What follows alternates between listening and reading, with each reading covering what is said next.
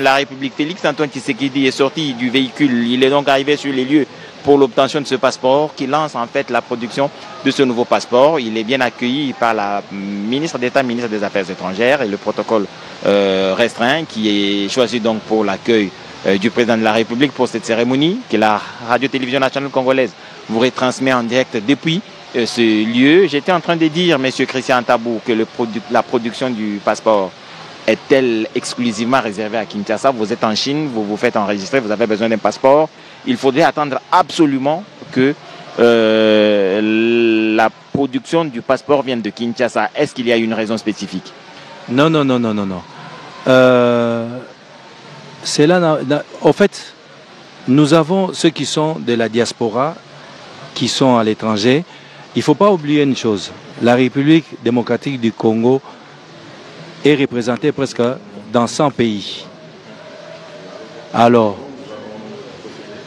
vous avez les ambassades. Généralement, ceux qui sont... Merci beaucoup.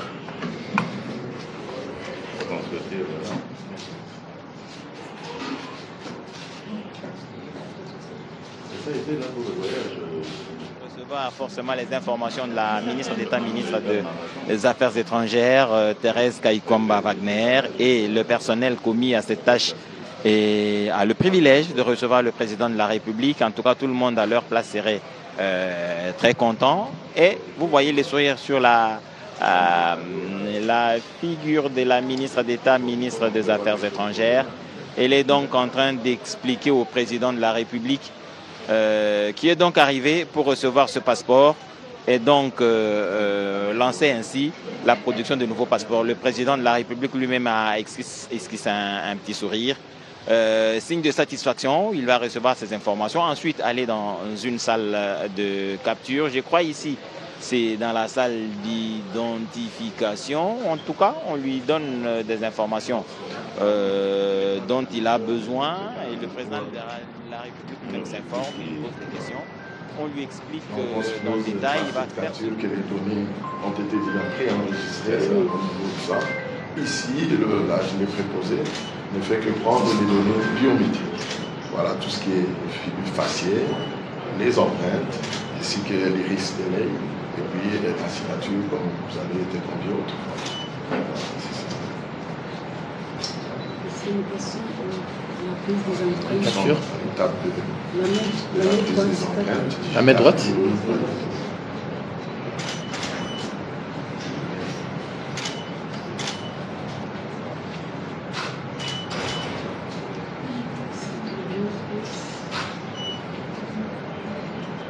C'est bon. La main gauche. Sur la main gauche, 4 jours.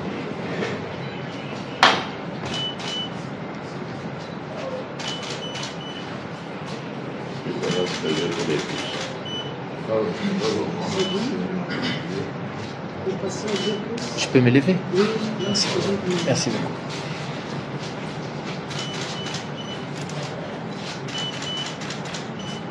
c'est bon. C'est tout?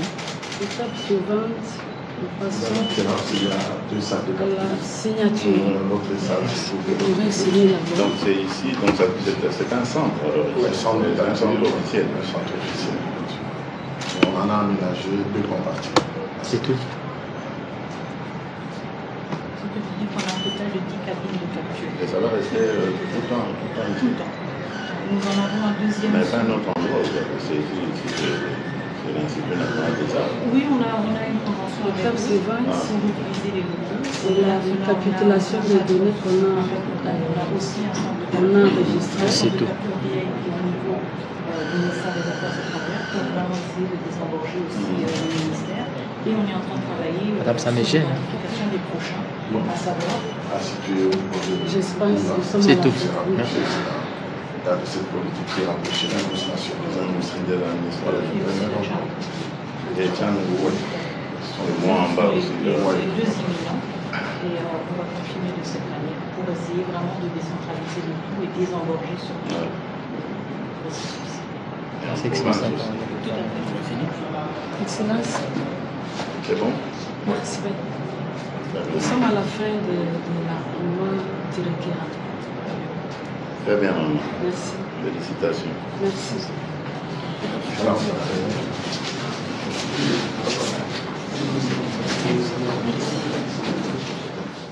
Ce nouveau passeport,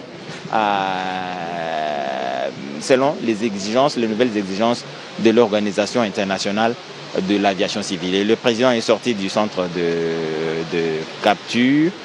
Il va aller forcément dans l'autre, j'ai parlé de la salle, l'une des salles de capture. Il va aller dans l'autre salle, j'imagine. En tout cas, il est dans le couloir. Là, partout au monde, même les pays étrangers, quand un citoyen d'un pays a besoin d'un passeport, il va à l'ambassade, au service consulaire.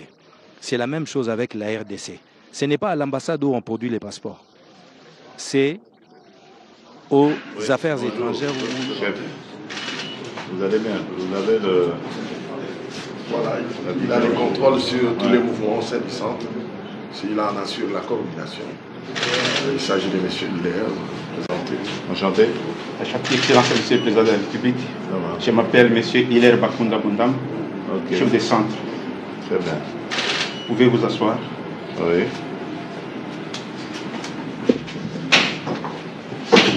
Merci.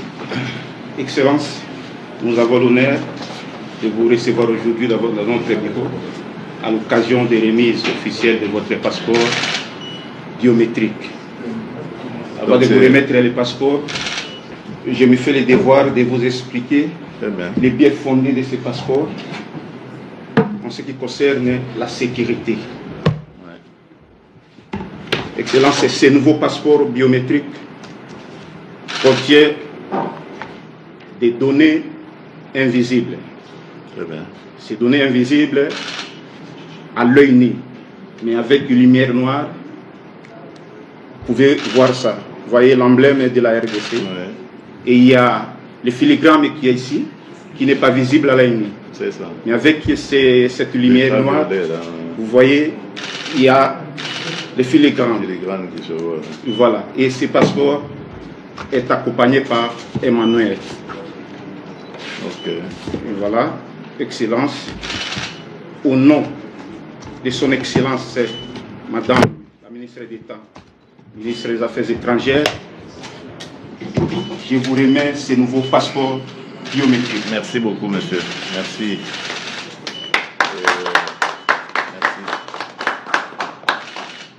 Merci beaucoup, en tout cas.